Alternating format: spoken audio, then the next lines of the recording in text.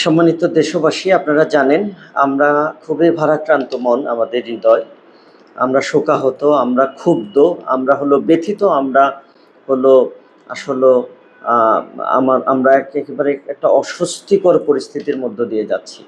একে তো হলো যে আমাদের এতগুলো সন্তান আমরা হারালাম, যাদের কষ্ট, ব্যথা, কান্না, দুঃখ, শোক আমাদের মানুষের বিবেককে প্রচণ্ডভাবে আলোড়িত করছে। ঠিক সেরকম একটা পরিস্থিতিতে আমরা দেখলাম যে বাংলাদেশের বিতাড়িত শক্তি, বহিষ্কৃত শক্তি, পলায়ন করার যারা পালিয়েছে সেই শক্তি ষড়যন্ত্র করলো। এর সাথে নবগঠিত এনসিপির কিছু অ্যাক্টিভিস্ট, আরও অনেক কিছু অ্যাক্টিভিস্টরা হলো এর সাথে যোগান দিয়ে গতকালকে থেকে একটা গুজব ছড়ানো হলো যে মৃত্যুর সংখ্যা সেনাবাহিনী গোপন করছে। আমি খুব স্পষ্ট করে বলতে চাই, শুরুতে এটা আমারও মনে হয়েছে হয়তো গোপন করেছেন, বিষয়টা কিন্তু এটা নয়। কারণ গোপন করার সুযোগ এখানে নেই, কারণ একটা প্রতিষ্ঠানে কতজন স্টুডেন্ট এটা তো ওপেন, ওই প্রতিষ্ঠান জানে মাইলস্টোন স্কুলের প্রত্যেকটা ক্লাসে, সেকশনে কতজন স্টুডেন্ট, প্রত্যেকটা স্টুডেন্টের ইন্ডিভিজুয়াল ইনফরমেশন আছে। সুতরাং এখানে গোপন করার তো কোনো সুযোগ নাই।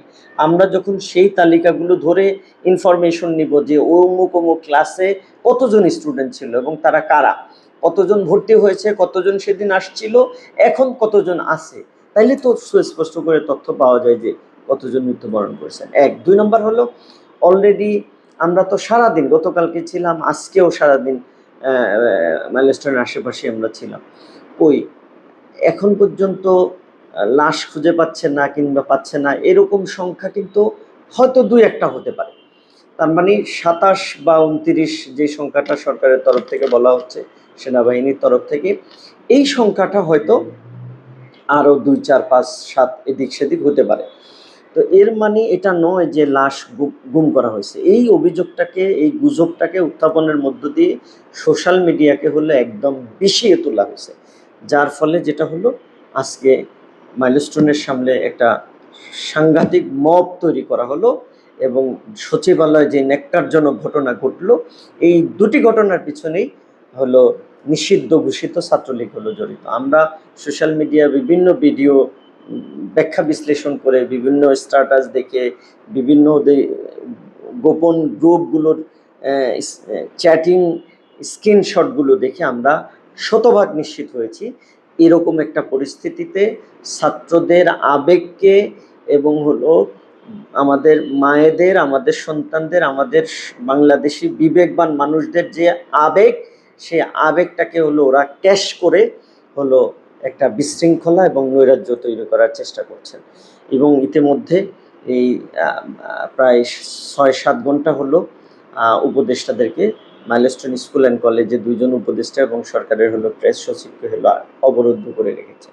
অতঃপর মাগরিবের পরে পুলিশ প্রশাসন সহ এলাকাবাসী, জামাত নেতৃবৃন্দ, শিবির নেতৃবৃন্দ সহ বিভিন্ন মানুষের সামগ্রিক সহযোগিতায় তারা হলো বের হতে সক্ষম হয়েছে।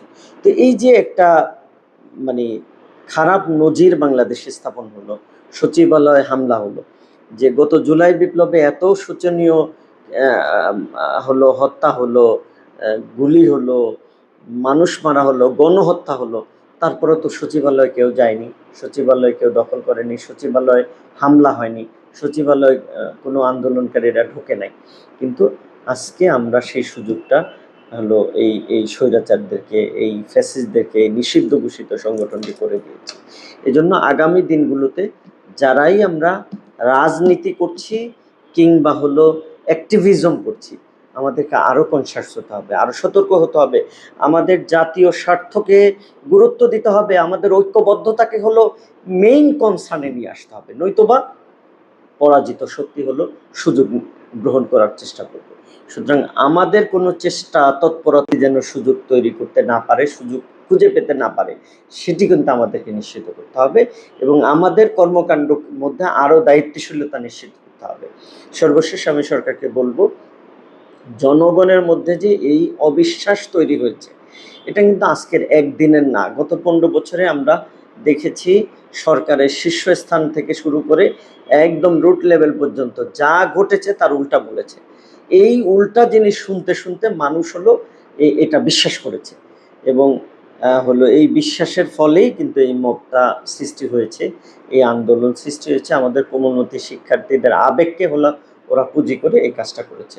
সুতরাং সরকারেরও দায়িত্ব আছে অত্যন্ত স্পষ্ট ভাষায় হলো তথ্য উপাত্ত জনগণের সামনে তুলে ধরা। আজকে আমরা সরকারের তরফ থেকে সুস্পষ্ট কোনো তথ্য উপাত্ত তুলে ধরেছেন এমন কিছু পাইনি। সরকারের কোন মুখপাত্র এই বিষয় নিয়ে কাজ করেছেন আমরা সেটা দেখিনি। ইভেন পরীক্ষা পিছানোর বিষয়ে শিক্ষা উপদেষ্টা হলো রাত ৩টার পরে সিদ্ধান্ত নিলেন, তিনি নাকি সিদ্ধান্ত নিতে পারছেন না। তাহলে তিনি কেন উপদেষ্টা থাকবেন, যিনি মন্ত্রণালয় চালানোর ক্যাপাসিটি রাখেন না, সচিব দ্বারা হলো নিয়ন্ত্রিত হন। তো এইরকম আরও যে দুর্বলতাগুলো আপনাদের আছে, প্রচুর দুর্বলতা এই সরকারের আছে। আমরা চাই শক্তিশালী একটা সরকার, আমরা চাই এই সরকারের প্রতি বাংলাদেশের ম্যাক্সিমাম মানুষের নিরঙ্কুশ সমর্থন আছে, কিন্তু সরকার তারপরেও র্যাপিড ডিসিশন নিতে পারে না, সরকার তারপরে স্ট্রং ডিসিশন নিতে পারে না, সরকার তারপরেও শক্তিশালী সিদ্ধান্ত হলো যখন দরকার তখন নিতে পারছে না। এই সরকারের দুর্বলতার কারণে হলো বিভিন্ন শ্রেণী গোষ্ঠী হলো সুযোগ নিচ্ছেন। আমরা সরকারকে আরও শক্তিশালী ভূমিকায় দেখতে চাই। সরকারকে হলো কারো তাবেদারি করুক আমরা এটা চাই না, সরকার দুর্বলতা দেখাক এটা আমরা চাই না, সরকার হলো তার ভূমিকায় ব্যর্থ হোক এটা আমরা চাই না, সরকারের সবগুলো অর্গান ঠিকমতো কাজ করুক এটা আমরা চাই, সরকার সকল মানুষের প্রতি সমান আচরণ করবেন সেটা আমরা চাই।